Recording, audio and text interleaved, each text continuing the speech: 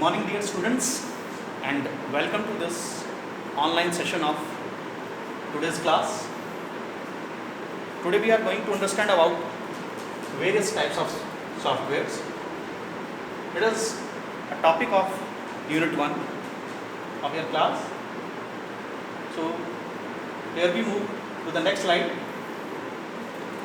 As we know, computer understand digital signals, and that digital signals are represented with the help of 1 and 0, 2 digits, and this particular language which uses these two characters is known as binary language or machine language. This binary language or machine language can be easily understood by the computer, whereas we uses high level language in which the syntax is English like syntax, so that it can be easily remembered, it can be easily used, but it is quite difficult for computer to understand that. So in computer we use that binary language, whereas we use high level language to interact with the computer. So see the diagram here, interacting with computer. When we interact with computer, that is, a computer is a hardware, an order set of instructions are given to computer which is known as a program, and a set of such programs which governs overall functioning of the computer or operation of the computer is known as software. So software is nothing but it is a set of programs which controls the functioning of the computer, interaction of user with the computer, like that. And through this diagram it will be easier to you to understand. This is hardware, that is computer hardware. Then the computer hardware is interacted with the help of system software, that is operating system. And after operating system there is another layer, that is application software, through which we, that is user, interact with. So that means user directly does not interact with hardware. User need an application software, and application software in turn interact with system software, and system software, which is a machine language or binary language, interact with the hardware directly. And same is the process of giving the result by the hardware. That is, again it is converted by system software and then in application software, and user understand that. So in computers there are two types of softwares basically. One is system software, another is application software.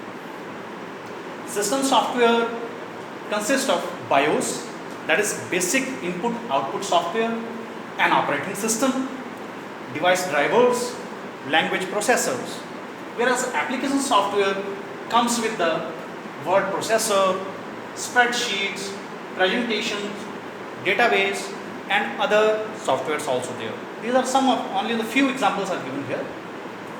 So we will take this one by one. What does system software mean? What does application software mean? But broadly, the software of computer is divided into two categories, that is system software and application software. Now come to the next slide. In system software, the functioning or overall control of the components of the computers are guided or done by the instruction or program set collectively, and that set of programs is known as system software. So system software is nothing but it is a collection of programs which governs overall functioning of the computer or its components. A system software controls internal activities inside the computer and also act as interface between user and computer. It also controls the components attached to the computer, such as printers, speakers, projectors, etc., that are connected outside. So some of the major activities performed by system software are here. Just go through that. First, it reads the data, instructions through the input devices. That means the instructions and data or information is read by the computer through input devices such as keyboard or mouse, like that. Then it translates the data or instruction into the computer understandable form, that means in binary form. We use the high level language, whereas the computer converts, that means the computer software converts it in understandable language by the computer, and again vice versa. That means the result is again shown to us in our own high level language. The third function is that it controls all the devices attached to the computer. That means the devices or the components attached to computer are also controlled by the system software. And finally, the process, it processes and generates the result. Whatever the data or information you provide to it through input, it processes it and generates the result or output through output devices. So these are the major system software applications or system software functions. Now comes the term operating system. See here, operating system is a set of programs that controls and coordinates the operation of computer system. That means it controls and coordinates all the operation of computer system. It provides interaction between user and computer. So without operating system, no computer can be used by the user. And the important thing is that it is stored or installed on the hard disk or some other external or permanent storage medium. One important thing also there, it is the first program which is executed after the BIOS. BIOS stands for basic input output software. That means when we power on the computer, some of the instructions are stored in ROM BIOS, and it is read by the computer, and from there it get the path of operating system, and then operating system is the second program which is executed by the computer. That means first is BIOS, basic input output software, another is system software or operating system. The BIOS is the commands of BIOS are pre-fed by the manufacturer. That is, the motherboard is having that particular BIOS chip and they are fed by the manufacturer of the computer. Then comes the need of operating system. What is the need of operating system? It provides the software platform. That means on the top of which other programs or applications are executed. For example, if you are having mobile, it is containing Android operating system. So Android operating system is the basic operating system which is required to be there so that we can interact with your mobile system or mobile phone. After that, you install various application or apps. So those apps which are installed afterward cannot be installed before operating system. So operating system is the basic software. After that, apps are installed or they are executed or they are run. These are some of the components shown or controlled by the operating system, that is disk drive, mouse, printer, keyboard, monitor and applications. Then comes to some of the major functions of operating system. Here we go. First of all, device manager. Device manager or device management, that means communication with hardware and attached devices. All the devices are controlled or managed by device management system of the operating system, or that is known as device manager. Then memory management, it manages different type of memories of computer, that is temporary memory, permanent memory or secondary memories or external memories like that. Interface management means it provides user an interface so that user can interact with the computer. Otherwise it won't be easier for the user to interact with the computer. Then program manager, it manages various programs or applications that are stored on the computer or to be executed. Then task management, that means how the various tasks, various applications or their subparts are to be executed, how the data will be there, read by that, and how the process of data that is done with the help of task management. Then file management. File management means how the files, the data stored in the form of files in the computer and how they are managed in the form of files, folders and directories so that it can be easily accessed later on by the user. Network management means various networking structures, various networking commands are executed by the computer operating system so that it can interact with internet or LAN. Security management is one of the important aspects.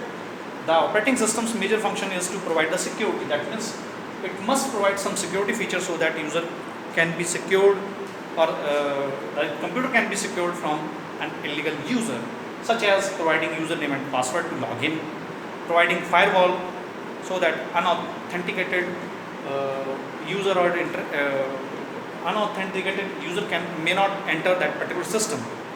So these are some of the functions and these are important. Just remember at least four of them so that you can able to write when the question is like that, what are the major functions of operating system. Then comes a term is used there, user interface, that is interaction software. So it is the medium by which user interact with the computer. And when user interact with computer, the particular software is required, and that software act as interface between computer and user. And that interface can be of two types. One is of CUI and another is of GUI.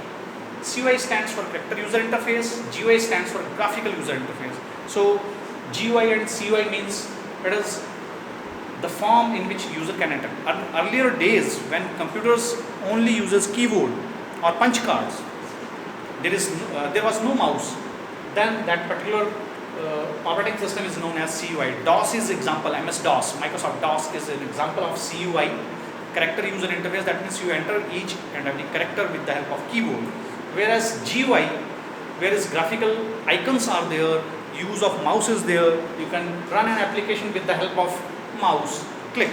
Whereas in CUI you have to run an application, then you have to write the command for that, and that is a typical task. You have to remember all the commands like that. So in graphical user interface, using a computer is child's play. That means even a child can execute an application, because simply clicking and running that application is easier. Today's we are using mobile, they are touch screen mobiles, their applications are simply just click of a touch. So that is using GUI interface. So this is about character user interface, type of interface which require user to type his instruction at his command prompt, and user must remember each command so that it can be executed. And one of the important thing is that user must have to remember each command with its proper syntax. That means if the command is wrong, if command is not proper, then user won't be able to execute that, and computer won't be able to understand that. So it is not very easy and user friendly. Some of the examples are MS-DOS like that, which you can execute. See the screen in command prompt. You can simply go in the command prompt, there you can type the commands. That is command prompt mode. We will show this in practical example for practical class of this. Then comes the graphical user interface. Here graphical user interface is more easier to handle. That means it represents options, icons like that, checkbox, buttons and other things. So it is event-driven user interface, in which if you click something, it will process something. If you double click something, it will process. If you drag something, it will trigger some action. So these are most of the applications or operating systems are GUI. This is an example screen shown here where GUI system is used when you create email or like that. Another is touch screen, where you simply touch the screen. Your mobile phone is the best example of that. You touch the icon on that and run that particular application. Whereas an ATM is also an example for that. So this is what we can see. System software, the term BIOS is used. BIOS means the basic input output system or software. It is also commonly known as system BIOS, and it is the boot firmware which is required when a computer is power on. When the computer is power on, then this software is executed from the ROM BIOS, and it checks itself, it checks computer, it checks the component attached to it. These are some of the commands in that. So that's all for today, I think. This is for the basic input output software, and this is ROM BIOS chips shown here. So this is all about. Thank you and have a good day.